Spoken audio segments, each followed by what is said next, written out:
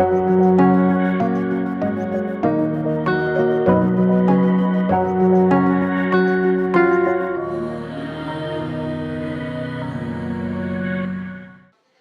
പേര് ആൻസി അഗസ്റ്റിൻ. ഞാനിപ്പോൾ വരുന്നത് പത്തനംതിട്ടയിൽ നിന്നാണ്. ഞാൻ ആദ്യമായി ഇന്നാണ് തീർത്ഥാടന ഉടമ്പടി എടുത്തത്. പക്ഷെ ഞാൻ ഓൺലൈൻ വഴി ഉടമ്പടി എടുത്തിട്ടുണ്ടായിരുന്നു 2021 മാർച്ച് മാസം. അത് ഉടമ്പടി എടുക്കാൻ ഒരു 1000 സന്ദർഭങ്ങൾ വന്നു ചേർന്നു. എനിക്ക് 2021 ഹസ്ബൻഡിൻ്റെ അടുത്തേക്ക് ഷാർജയിലേക്ക് പോകാനൊരവസരം കിട്ടി. ഞാൻ അവിടെ ചെന്നു കഴിഞ്ഞപ്പോൾ ജോലിക്ക് വേണ്ടി ഒരുപാട് പരിശ്രമിച്ചു. എങ്ങും എനിക്ക് കിട്ടിയില്ല. എന്തെന്ന് വെച്ചാൽ ആദ്യമൊക്കെ കുറേ ആത്മവിശ്വാസം ഉണ്ടായിരുന്നു. ഇന്ന് കിട്ടുമല്ലോ എന്നൊക്കെ വിചാരിച്ചിരുന്നു. പക്ഷേ ഞാൻ ബൈബിളൊക്കെ വായിക്കുമായിരുന്നു, വചനം ചൊല്ലുമായിരുന്നു, വചനം എഴുതുമായിരുന്നു. എന്തായാലും എൻ്റെ കഴിവിൽ എനിക്ക് കിട്ടില്ല എന്ന് ഉറപ്പായിരുന്നു. കാരണം എവിടെ ഇൻ്റർവ്യൂവിന് ചെന്നാലും എവിടെ ചെന്നാലും എനിക്ക് ഒരു വെപ്രാളോ അങ്ങനെയൊക്കെ വരും. അറിയാവുന്ന ഉത്തരവാണെങ്കിലും ഞാൻ പറയത്തില്ല. അപ്പം അങ്ങനെ നിന്ന് വിസിറ്റിംഗ് വിസയ്ക്കാണ് പോയത്. അപ്പോൾ അവിടെ ചെന്ന് ആദ്യത്തെ വിസ കഴിഞ്ഞു. ആദ്യത്തെ വിസ പകുതിയായ സമയത്ത് ഞാൻ ഓൺലൈനിൽ ഉടമ്പടി എടുക്കാനുണ്ടായ സാഹചര്യം, ഞാനൊരു ഓർത്തഡോക്സ് സഭ വിശ്വാസിയാണ്. ഞങ്ങൾക്ക് മാതാവുണ്ട്. മാതാവ് ഈശോയൊക്കെ ഞങ്ങൾ ഒത്തിരി പ്രാർത്ഥിക്കുകയൊക്കെ ചെയ്യും. പക്ഷേ എങ്കിലും ഞങ്ങൾക്ക് ജപമാലയെക്കുറിച്ചൊന്നും വലിയ അറിവില്ല. ബൈബിൾ വായിച്ച് തുടങ്ങിയ സമയം മുതൽ മാതാവിനെക്കുറിച്ചുള്ള കാര്യങ്ങൾ കൂടുതൽ കേൾക്കുകയാണ്. അതേത് സാഹചര്യമാണെന്ന് എനിക്കറിയത്തില്ല. ബൈബിള് ഞാൻ വായിച്ചു തുടങ്ങി. ഇങ്ങനെ പുസ്തകം തൊട്ട് വായിച്ചു തുടങ്ങിയ നിമിഷം മുതൽ മാതാവിനെക്കുറിച്ച് കൂടുതൽ ഞാൻ കേൾക്കാൻ തുടങ്ങി. അപ്പോൾ എൻ്റെ ഒരു ഫ്രണ്ട് പറഞ്ഞു, നീ മാതാവിൻ്റെ നന്മ നിറഞ്ഞ മറിയമേ ചൊല്ല്, നിനക്ക് ഉറപ്പായിട്ടും ഒരു അത്ഭുതം ചെയ്യുമെന്ന് പറഞ്ഞു. ഞാനപ്പോൾ എങ്ങനെയാണെങ്കിലും ഒരു വഴി ഒരുങ്ങണമല്ലോ, പ്രാർത്ഥിക്കാമെന്ന് വെച്ചു. ആദ്യം മാതാവ് തന്ന ഒരു അടയാളമാണ് ഞാനിപ്പോൾ പറയുന്നത്. ഞാൻ നന്മ നിറഞ്ഞ മറിയമേ ചൊല്ലി ഒരു 70 പ്രാവശ്യം കഴിഞ്ഞപ്പോൾ ഞാനിങ്ങനെ ചൊല്ലിക്കൊണ്ടിരിക്കുകയായിരുന്നു. മാതാവേ, ഒന്നും നടക്കുന്നില്ലല്ലോ എന്ന് ഞാൻ മാതാവിനോട് തന്നെ ഉള്ളിൽ പ്രാർത്ഥിച്ചു. അപ്പോൾ ഒരു 70-75 ഒക്കെ കഴിഞ്ഞ് നന്മ നിറഞ്ഞ മറിയമേ ചൊല്ലി 75 ഒക്കെ കഴിഞ്ഞ് കഴിഞ്ഞപ്പോൾ എനിക്ക് അറിഞ്ഞുകൂടാ, എൻ്റെ ശരീരം വല്ലാതെ വരാൻ തുടങ്ങി. എൻ്റെ ശരീരത്തൊരു തണുപ്പ്. അന്ന് എനിക്ക് കൃപാസന മാതാവിനെക്കുറിച്ച് അറിയത്തില്ല. അപ്പം ഞങ്ങളുടെ വീടിനടുത്തൊരു കുരിശുമൂടുണ്ട്. അവിടുത്തെ മാതാവിൻ്റെ മുഖം എൻ്റെ മനസ്സിലേക്ക് ഇങ്ങനെ പതിഞ്ഞു വരിക. അപ്പോൾ ഒരു 75-80 അടുത്തപ്പോൾ പെട്ടെന്നൊരു ഇൻ്റർവ്യൂ കോൾ വന്നു. ആ ഇൻ്റർവ്യൂ കോൾ ഞാൻ എടുത്തു. പക്ഷെ ഞാൻ വിചാരിച്ചിരുന്നത് ഇത് എന്നെ ആരോ പറ്റിക്കാൻ വേണ്ടി ചെയ്യുന്നതാ, ഇത് ഇൻ്റർവ്യൂ കോളൊന്നും ആവില്ല എന്ന് വിചാരിച്ചു. പക്ഷേ അതൊരു ഇൻ്റർവ്യൂ കോളായിരുന്നു. ആൾ എന്നോട് പറഞ്ഞു, ഫ്രഷേഴ്സിനെ ഞങ്ങൾ നോക്കുന്നുണ്ട്, അപ്ലൈ ചെയ്യാൻ പറഞ്ഞു.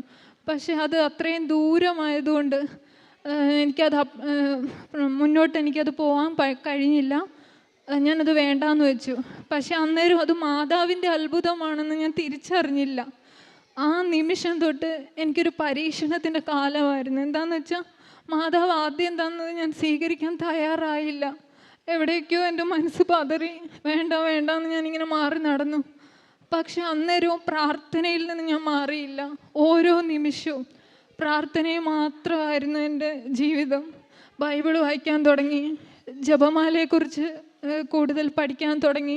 അത് കൃപാസന മാതാവിനെക്കുറിച്ച് അറിഞ്ഞ നിമിഷം തൊട്ടാണ് ജപമാലയെക്കുറിച്ച് ഞാൻ അറിയാൻ തുടങ്ങിയത്. അങ്ങനെ ഒരു ദിവസം ഞാൻ യൂട്യൂബിൽ ഇങ്ങനെ നോക്കിക്കൊണ്ടിരുന്നപ്പോൾ ചാരനിറത്തിലുള്ള മാതാവിൻ്റെ ഫോട്ടോ ഞാൻ കണ്ടു. തുടർന്ന് അതിനകത്ത് തംബ്നെയിൽ ഇങ്ങനെ ആയിരുന്നു, പ്രതിശീർണ പ്രാർത്ഥന. എനിക്ക് നാട്ടിൽ വെച്ച് മാതാവിൻ്റെ പത്രം കിട്ടിയിട്ടുണ്ട്. പക്ഷെ ഞാനത് നോക്കാൻ പോലും കൂട്ടാക്കിയിട്ടില്ല. അതെന്താണ് ഇത്രയും വലിയ അത്ഭുതമോ അങ്ങനെയൊക്കെ ഞാൻ വിചാരിച്ചിരുന്നു. കാരണം ഞാൻ ദൈവത്തിൻ്റെ കുഞ്ഞാണ്, ഞാൻ ഓർത്തഡോക്സ് സഭ വിശ്വാസിയാണ്, ഞാൻ ഇത്രയും നാൾ അങ്ങനെ ജീവിക്കുന്ന വ്യക്തിയാണ്. പക്ഷേ എങ്കിലും എൻ്റെ ദൈവത്തിന് ഇത്രയും ശക്തിയുണ്ടെന്ന് ഞാൻ തിരിച്ചറിഞ്ഞതിന് എൻ്റെ പരിശുദ്ധ അമ്മയ്ക്കാണ് അതിൻ്റെ ഏറ്റവും വലിയൊരു മഹത്വം ഞാൻ കൊടുക്കുന്നത്. അതുപോലെ ഞാൻ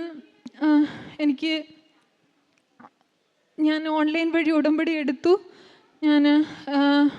ഇങ്ങനെ ഓരോ സാക്ഷ്യങ്ങൾ കേട്ടപ്പോൾ എനിക്ക് മനസ്സിലായി എന്നെപ്പോലെ മുന്നോട്ട് പോകുന്നവർ ഒരുപാട് പേരുണ്ട്. എന്നെ മാതാവ് കൈവിടില്ലെന്ന് വിചാരിച്ചു. ഒരു വിസ കഴിഞ്ഞു, രണ്ടാമത്തെ വിസ കഴിഞ്ഞു. അപ്പോഴൊന്നും എൻ്റെ വിശ്വാസം പോയില്ല. ഞാൻ എല്ലാവരോടും പറഞ്ഞു, എന്നെ മാതാവ് കൈവിടില്ല, എന്നെ ഒരിക്കലും ഉപേക്ഷിക്കത്തില്ല. കാരണം എവിടെ എന്താണെങ്കിലും എനിക്ക് ആ സ്പോണ്ടേനിറ്റിയും ചിലപ്പോൾ നഷ്ടമാവാറുണ്ട്. കാരണം എനിക്ക് ഇൻ്റർവ്യൂവിനാണെങ്കിലും ഞാൻ കറക്റ്റായിട്ടൊന്നും എനിക്ക് പറയാൻ പറ്റത്തില്ല. ഫോൺ ഇൻ്റർവ്യൂ പോലും ഞാൻ പരാജയപ്പെടുന്ന ഒരു സാഹചര്യം. അങ്ങനെ മൂന്നാമത്തെ വിസിറ്റിംഗ് വിസ തീരുന്നതിൻ്റെ 4 ദിവസം മുമ്പ് എനിക്ക് മാതാവ് ഒരു അത്ഭുതവും അടയാളവും തന്നു. അതിനു മുമ്പ് എനിക്ക് എൻ്റെ ജീവിതത്തിൽ മാതാവ് ഒരു വലിയൊരു അത്ഭുതം ഉണ്ടായിട്ടുണ്ട്. കാരണം മാതാവിനെക്കുറിച്ച് ഞാൻ കൂടുതൽ അടുത്തത് മാതാവിൻ്റെ ഒരു സാന്നിധ്യം എനിക്ക് മാതാവ് തന്നു. ഞാൻ ഒത്തിരി പേടിച്ചു പോയി. അത് ഇവിടുത്തെ ശുശ്രൂഷ നടക്കുമ്പോൾ ഒരു കൈ, അത് സർപ്പമായിട്ടാണ് എനിക്ക് അന്നേരം അനുഭവപ്പെട്ടത്. കാരണം എനിക്കത് ക്ലിയർ ആയില്ല. അത് ഇങ്ങനെ ഒരു ഗ്രെയിൻസ് പോണക്ക് വന്നിട്ട് അത് എങ്ങനെ ഇമാജിൻ ചെയ്തല്ല ഞാൻ. കാരണം അത് ഞാൻ പിന്നെ ഞാൻ കുറേ അങ്ങനെ ശ്രമിച്ചു അങ്ങനെ നോക്കാൻ വേണ്ടിയിട്ട്. പക്ഷെ അതെനിക്ക് കിട്ടിയിട്ടില്ല.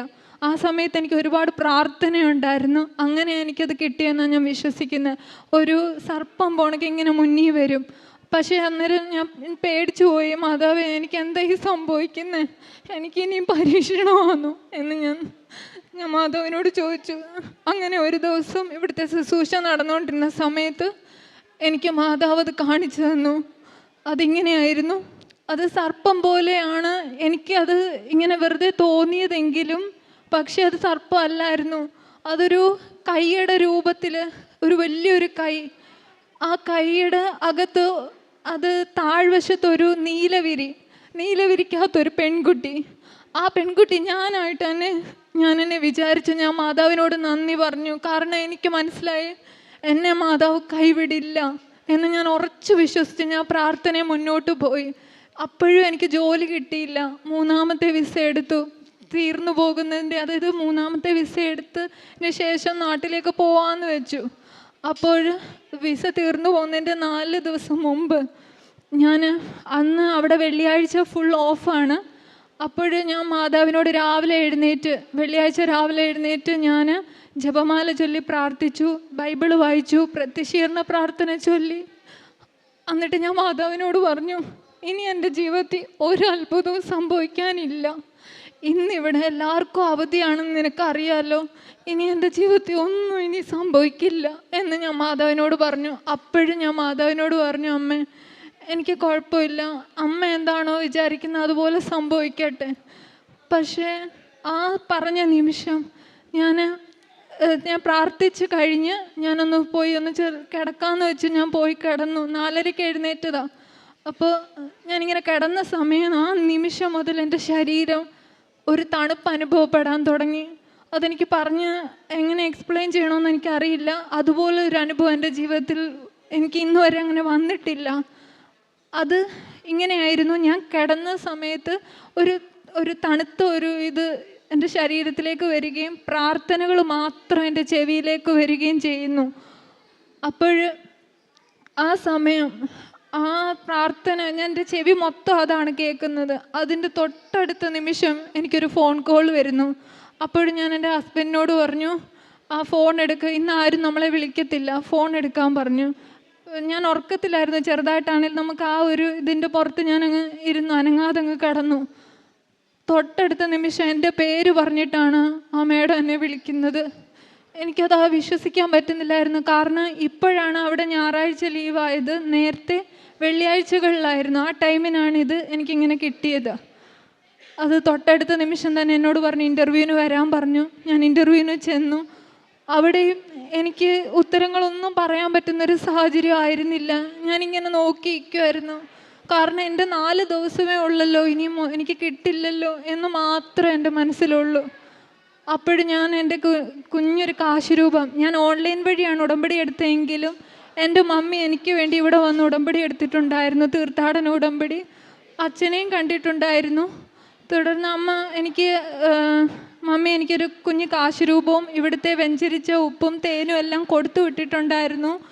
അപ്പോൾ ഞാൻ ആ കാശുരൂപത്തെ പിടിച്ചുകൊണ്ട് പറഞ്ഞു, മാതാവേ നീ എന്തെങ്കിലും ഒന്ന് തൊട്ടടുത്ത നിമിഷം ആ അമ്മയുടെ എല്ലാ ക്വസ്റ്റ്യൻ ആൻസറും മാറ്റി വെച്ചിട്ട് എന്നോട് പറഞ്ഞു, നാളെ നമുക്ക് ടുമാറോ യു വിൽ കം എന്ന് പറഞ്ഞു.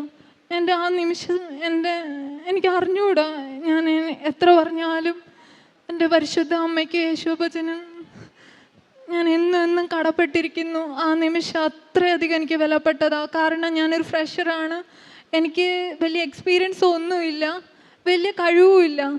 എൻ്റെ മെറിറ്റ് കൊണ്ടല്ല അത് കിട്ടിയെന്ന് എനിക്ക് നല്ല ഭംഗിയായിട്ട് അറിയാം. പിന്നെ അവിടുന്ന് ഈ നിമിഷം വരെ എനിക്ക് പെട്ടെന്നായിരുന്നു ഓരോന്ന് വിസ പ്രോസസ്സിങ് എല്ലാ കാര്യവും മാതാവ് എനിക്ക് വേഗത്തിൽ നടത്തി തന്നു. എൻ്റെ അമ്മ എന്നെ സഹായിച്ചു. ഒരു കാലത്ത് ഞാൻ എല്ലാവരെ പോലെ ഇങ്ങനെ നോക്കിയിരിക്കുമായിരുന്നു. പക്ഷെ അമ്മ എന്നെ ഇന്ന് ഇവിടെ നിർത്തിയ നിമിഷത്തെ ഓർത്ത് ഞാൻ 1000 നന്ദി സമർപ്പിക്കുന്നു. അതുപോലെ എൻ്റെ രണ്ടാമത്തെ ഒരു നിയോഗമായിട്ട് മാതാവിനെ കുറിച്ച് കൂടുതൽ അറിഞ്ഞ നിമിഷം മുതൽ, ഉടമ്പടി എടുത്ത നിമിഷം മുതൽ എൻ്റെ വീട്ടിലും ചില അത്ഭുതങ്ങൾ സംഭവിച്ചു. കാരണം എപ്പോഴും ഓരോ വിഷമങ്ങളും രോഗങ്ങളും വന്നുകൊണ്ടിരിക്കുന്ന ഒരു ഭവനം. എൻ്റെ ഹസ്ബൻഡിൻ്റെ വീട്ടിലും എൻ്റെ വീട്ടിലും പലപ്പോഴും മനസ്സമാധാനക്കേട്, അസ്വസ്ഥതകൾ, രോഗങ്ങൾ, അതെല്ലാം ഞാൻ അമ്മയിൽ ഭരമേൽപ്പിക്കും. അമ്മ അത് മാറ്റിത്തരും. അമ്മ അത് എനിക്കറിയത്തില്ല, ഞാൻ പ്രത്യക്ഷീകരണ പ്രാർത്ഥന ചൊല്ലും, വിശ്വാസ പ്രമാണം ചൊല്ലും, മാതാവേ ഇതെനിക്ക് മാറ്റിത്തരണം. അമ്മ അവിടെ ചെന്ന് എൻ്റെ പപ്പയെ ഒന്ന് തൊടണം, അമ്മയെ ഒന്ന് തൊടണം, ആ തലവേദന മാറ്റണം എന്ന് പറയുന്ന ആ നിമിഷം തന്നെ അമ്മ അതിലെനിക്ക് അത്ഭുതം തന്നിട്ടുണ്ട്. അതിൻ്റെ ഒരു സാക്ഷിയാണ് ഞാൻ. ഒപ്പം എനിക്ക് എൻ്റെ ഹസ്ബൻഡിൻ്റെ വീട്ടിലും തുടർന്ന് എനിക്ക് ഒത്തിരി സമാധാനം കിട്ടി. അവിടെ മമ്മിയും പപ്പയും ഒറ്റയ്ക്കായിരുന്നു താമസിക്കുന്നത്. എനിക്ക് ഭയങ്കര സങ്കടമായിരുന്നു. ഒരു ഫോൺ വിളിക്കുമ്പോഴൊക്കെ ഓരോ വിഷമങ്ങളും, കാരണം വയ്യാഴിയുണ്ട് 2 പേർക്കും. അപ്പോഴും ഞാൻ മാതാവിനോട് പറഞ്ഞു, അമ്മേ അവരെ അമ്മ ശക്തരും ധീരരുമാക്കി എഴുന്നേൽപ്പിച്ച് നടത്തണം. എനിക്കിത് മാത്രമേ അറിയത്തുള്ളായിരുന്നു. അത് ജോഷുവയോട് ദൈവം പറഞ്ഞ ആ അനുഗ്രഹമാണ് എപ്പോഴും എൻ്റെ മനസ്സിൽ ഓർത്തത്. ശക്തനും ധീരനുമായി നടക്കുക. അത് ഞാൻ എപ്പോഴും ഉള്ളിൽ പ്രാർത്ഥിച്ചുകൊണ്ടിരുന്നു. എനിക്ക് അറിഞ്ഞുകൂടാ എവിടെ നിന്നാണെന്ന്. അത് തൊട്ടടുത്ത നിമിഷം പിറ്റേന്ന് തന്നെ വിളിക്കുമ്പോൾ ഒരു കുഴപ്പമില്ല, നന്നായിട്ടിരിക്കുന്നു എന്ന് അവരിൽ നിന്ന് കേൾക്കും. തുടർന്ന് എൻ്റെ ആ ഭവനത്തിൽ എനിക്ക് സമാധാനമൊക്കെ മാതാവ് തന്നു. ആ സമയങ്ങളിൽ എനിക്ക് ഒരുപാട് പ്രാർത്ഥനയുണ്ടായിരുന്നു. പക്ഷേ തുടർന്നുകൊണ്ട് എനിക്ക് നല്ലതായിട്ട് പ്രാർത്ഥിക്കാനൊന്നും പറ്റിയിട്ടില്ല. ബൈബിൾ വായനയിൽ ഞാൻ പുറകോട്ട് പോയി. എന്നിട്ട് മാതാവ് എന്നെ ഉപേക്ഷിച്ചിട്ടില്ല. പക്ഷേ ഇപ്പോൾ ചെറിയ ചെറിയ വിഷമങ്ങളൊക്കെ വരുന്നു. അത് മാതാവ് നമ്മൾ നിന്ന് പോകാൻ ആഗ്രഹിക്കുന്നില്ല എന്ന്, ഞാൻ നിൻ്റെ കൂടെ ഉണ്ടാവുമെന്ന് പറയുന്നതാണെന്നാണ് ഞാൻ വിശ്വസിക്കുന്നത്. പിന്നെ എനിക്ക് PCODയുടെ ചില പ്രശ്നങ്ങളുണ്ട്. അപ്പോൾ എനിക്ക് ബ്ലീഡിങ്ങിൻ്റെ ഒത്തിരി ഇതായിട്ടാണ് ഞാൻ വിഷമിച്ച്. വേറൊരാളോടത് പറഞ്ഞാൽ മനസ്സിലാവത്തില്ല, വന്നു കഴിഞ്ഞാൽ നിൽക്കത്തില്ല. ഞാനിങ്ങനെ ഒത്തിരി സങ്കടപ്പെട്ടു. ഡ്യൂട്ടിക്കാണെങ്കിൽ കറക്റ്റിന് പോകണം, ലീവൊന്നും അങ്ങനെ എടുക്കാൻ പെട്ടെന്ന് പറ്റത്തില്ല. എന്നാലും ലീവ് എടുക്കാം, പക്ഷെ എന്നാലും തുടർന്ന് എനിക്ക് എടുക്കാൻ പറ്റില്ലായിരുന്നു. ഞാൻ മാതാവിനോട് പറയും, അമ്മേ എനിക്ക് രാവിലെ പോകേണ്ടതാ, ഒരു കുഴപ്പവും വരല് എന്ന് പ്രാർത്ഥിക്കും. ഇവിടുത്തെ തേന് എല്ലാവരും തൈലമാണ് പരട്ടുന്നത്, പക്ഷേ ഒരു തേൻ്റെ ഒരു ഡപ്പ അതെനിക്ക് ഇപ്പോൾ ഒട്ടുമില്ല. ഞാൻ അതിൽ നിന്നിങ്ങനെ തൊട്ട് അത് എൻ്റെ മനസ്സിൽ ഞാൻ വിചാരിക്കും ഈ തേനുണ്ടെന്ന്. ഞാൻ അതിൽ നിന്നിങ്ങനെ സൈഡിൽ നിന്ന് ഇങ്ങനെ എടുത്ത് എൻ്റെ വയറിൻ്റെ അവിടെ കുരിശ് വരയ്ക്കും. എനിക്കറിയില്ല അമ്മ എന്നെ എങ്ങനെയൊക്കെയാണ് സഹായിച്ചിട്ടുള്ളതെന്ന്. അപ്പം അവിടെ എനിക്ക് അമ്മ സൗഖ്യം തന്നു. ഇപ്പോഴും എനിക്ക് ചെറിയ പ്രശ്നങ്ങളുണ്ട്, പക്ഷേ എങ്കിലും അമ്മ ഇതിൽ നിന്ന് എന്നെ കരകയറ്റുമെന്ന് ഞാൻ ഉറച്ച് വിശ്വസിക്കുന്നു. തുടർന്ന് എൻ്റെ പപ്പ ജോലി ചെയ്യുന്ന സ്ഥലത്ത് പപ്പയ്ക്ക് ഇച്ചിരി പ്രശ്നങ്ങളൊക്കെ ഉണ്ടായിരുന്നു. പക്ഷേ ഞങ്ങൾ 2 പെൺകുട്ടികളൊക്കെയാണ്. പപ്പ ഇപ്പോൾ ജോലി നിർത്തി വന്നാലുള്ളൊരു വിഷമതയെക്കുറിച്ച് ഞാൻ ഇങ്ങനെ മാതാവിനോട് പ്രാർത്ഥിച്ചു. അവിടെ അമ്മ എനിക്ക് സമാധാനം തന്നു. പപ്പയുടെ ആരോഗ്യത്തിലും പപ്പയുടെ ജോലിയിലും മാതാവ് കാത്ത് സംരക്ഷിച്ചു, ഇപ്പോഴും കാത്ത് സംരക്ഷിച്ച് നടത്തുന്നു. അതിന് ഞാൻ എൻ്റെ അമ്മയ്ക്ക് നന്ദി പറയുന്നു. എൻ്റെ ഹസ്ബൻഡിൻ്റെ വീട്ടിലും മമ്മിയും പപ്പായെയും ദൈവാനുഗ്രഹിച്ച് മുന്നോട്ട് നടത്തുന്നതിൽ അമ്മയും മാതാവിനോട് ഈശോയോട് ഞാൻ നന്ദി പറയുന്നു. ഒപ്പം എൻ്റെ ജോലി മേഖലയിലും ഞാനൊരു ഫ്രഷറായതുകൊണ്ട് എനിക്ക് പെട്ടെന്ന് സ്പീഡിനൊന്നും ഒരു വർക്കും എനിക്ക് നന്നായിട്ട് ചെയ്യാൻ പറ്റുന്നുണ്ടായിരുന്നില്ല. അത് ഞാൻ അമ്മയോട് പ്രാർത്ഥിക്കും. എന്നും ഞാൻ പ്രാർത്ഥിച്ചുകൊണ്ട് പോന്നേ, അമ്മ എന്നെ സഹായിക്കണമേ, ഇങ്ങനെയൊക്കെ നന്നായിട്ട് എനിക്ക് സംസാരിക്കാൻ പറ്റണേ. അവിടെ അമ്മ എന്നെ കൈപിടിച്ചുയർത്തി.